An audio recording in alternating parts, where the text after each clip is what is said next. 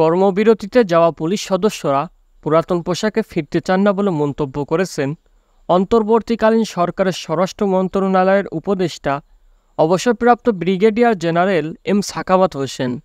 Sir, আরেকটা বিষয় আপনি একটু বলতে পারেন, যেটা যে আলোচনা হয়েছে আমাদের পোশাক, ইউনিফর্ম ইউনিফর্ম লোগো চেঞ্জ হবে, যত তাড়াতাড়ি সম্ভব চেঞ্জ হবে, কারণ অনেকে মন খারাপ এই পোশাক নিয়ে আমরা আর বেরোতে চাই না।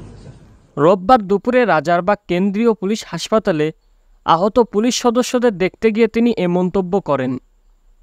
স্বরাষ্ট্র মন্ত্রণালয়ের উপদেষ্টা বলেন, পুলিশের পোশাক লোগো পরিবর্তন করা হবে। কারণ হচ্ছে কর্মবিরতিতে যাওয়া পুলিশ সদস্যরা আর এ পোশাকে ফিরতে চান না, নতুন পোশাক ও লোগো নিয়ে কর্মে ফিরতে চান। আশা করছি খুব শিগগিরই এ বাহিনীর পোশাক ও লোগোর পরিবর্তন করা হবে। যেসব পুলিশ অনিয়মে জড়িত তাদের বিরুদ্ধে ব্যবস্থা নেওয়া হবে বলে তিনি জানান। সাখাওয়াত হোসেন বলেন, ইতোমধ্যে রংপুরে আবু সাইদের নিহতের ঘটনায় সংশ্লিষ্ট থানার ওসিকে বরখাস্ত করা হয়েছে। এ ঘটনায় জড়িত অন্যান্যদেরও শাস্তি নিশ্চিত করা হবে।